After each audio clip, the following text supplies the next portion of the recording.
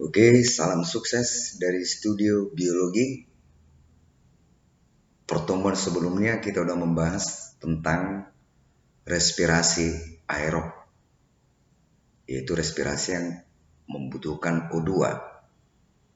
Nah, sekarang kita membahas respirasi anaerob atau sering disebut dengan fermentasi.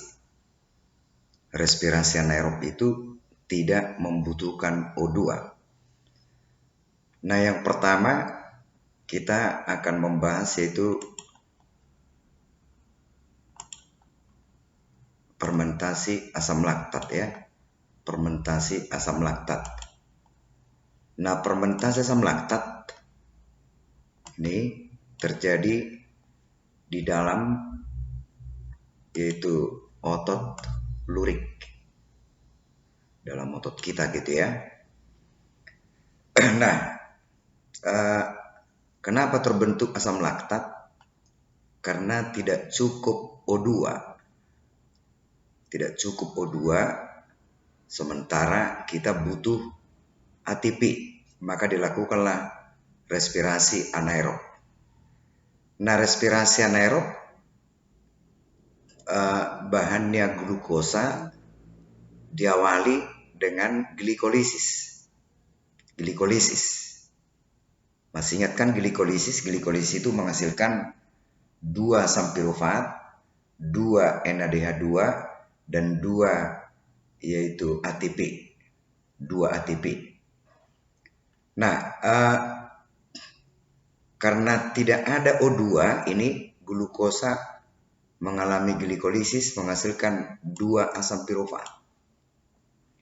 Apabila O2 tersedia, maka akan masuk ke tahap berikutnya, yaitu masuk ke mitokondria, yaitu dekarboksilase oksidatif, door Krebs, dan rantai transport elektron. Tetapi karena tidak tersedia O2, maka NADH2 yang terbentuk, ini NADH2 ya, NADH2 yang terbentuk pada glikolisis, dia elektronnya itu dan H positif ditangkap oleh asam pirufat. Asam pirufat ini kan senyawa 3 karbon gitu ya. Senyawa 3 karbon. Jadi akseptor elektron dan hidrogen dari NADH2 adalah asam pirufat.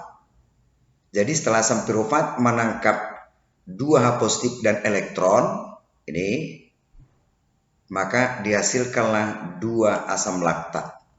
Asam laktat itu juga memiliki 3 karbon, 1, 2, 3. Jadi pada fermentasi asam laktat tidak dihasilkan CO2, tidak dihasilkan karbon dioksida ya. Karena yang menangkap hidrogen itu H positif adalah senyawa 3 karbon. Maka di sini nanti jumlah karbonnya tetap, yaitu dihasilkan 2 asam laktat, 2 ATP. Dari mana ATP? Yaitu glikolisis. Itulah fermentasi asam laktat. Lalu berikutnya yaitu fermentasi adalah fermentasi alkohol ya, fermentasi alkohol, yaitu fermentasi alkohol. Nah, fermentasi alkohol dilakukan oleh ragi atau Saccharomyces. Sama halnya tadi dengan fermentasi asam laktat, bahwa fermentasi alkohol juga diawali dengan glikolisis. Ini glikolisis menghasilkan 2 asam pirufat, 2 ATP, dan 2 NADH2. Oke. Nah, H positif dan elektron dari NADH2 ini ditangkap oleh senyawa asetaldehid. Berarti aseptor H positif dan elektron pada fermentasi alkohol adalah asetaldehid. Ini senyawa 2 karbon. Senyawa 2 karbon. Oke. Nah, ini artinya H positif dan elektron dilepaskan oleh NADH2, ditangkap oleh asetaldehid, terbentuklah etanol. Etanol itu 2 etanol senyawa berkarbon 2. Nah, jadi asam pirufat ini tadi, asam pirufat yaitu melepaskan CO2, yaitu berarti berkurang karbonnya, menghasilkan ini kan senyawa 3 karbon. Ini 2 mol, ini 2 mol. Berarti kalau ini 1 mol kan ini 1 mol. Berarti senyawa 3 karbon ini tadi melepaskan yaitu CO2, berarti berkurang karbonnya sehingga dihasilkan senyawa 2 karbon. Itulah asetaldehid. Jadi asetaldehid ini sebagai aseptor H positif dan elektron yang dihasilkan dari NADH2 sehingga terbentuk etanol. Oke, maka pada fermentasi alkohol dihasilkan 2 CO2, ya, 2 CO2, kemudian 2 ATP dan 2 etanol. 2 etanol. Nah, gitu fermentasi alkohol. Lalu fermentasi asam cuka. Fermentasi asam cuka. Fermentasi ini berlangsung dalam keadaan aerob. Maka sebenarnya kurang tepat dipakai istilah fermentasi. Karena fermentasi kan tadi respirasi anaerob. Oke, maka lebih tepat disebutkan di sini adalah fermentasi asam cuka itu lebih tepat disebut namanya oksidasi etanol. Nah, di sini dibutuhkan O2, maka energi yang dihasilkan itu 5 kali lebih besar daripada energi yang dihasilkan pada fermentasi alkohol. Nah, persamaan reaksinya adalah CH3 atau C5H2OH, sama itu ya. Ini C5, C2 ya, C2H5OH ditambah dengan O2. Ini tadi kan etanol. Oke.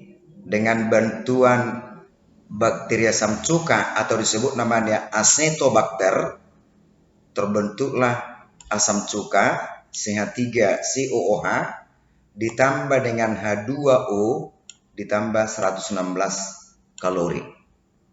Jadi di sini dihasilkan H2O karena digunakan O2 sebagai akseptor H positif dan elektron.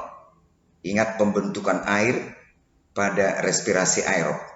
Jadi dihasilkan itu asam cuka, kemudian H2O ditambah dengan energi. Itulah respirasi anaerob gitu ya. Itulah respirasi anaerob. Nah, lalu berikutnya kita lihat dulu hubungan antara katabolisme karbohidrat, lemak, dan protein. Hubungan antara katabolisme karbohidrat, lemak, dan protein. Nah, lebih kurang 10% energi kebutuhan tubuh kita diperoleh dari protein. Nah, protein dicerna menjadi asam amino. Oke. Asam amino itu ada yang digunakan sebagai komponen struktur ya.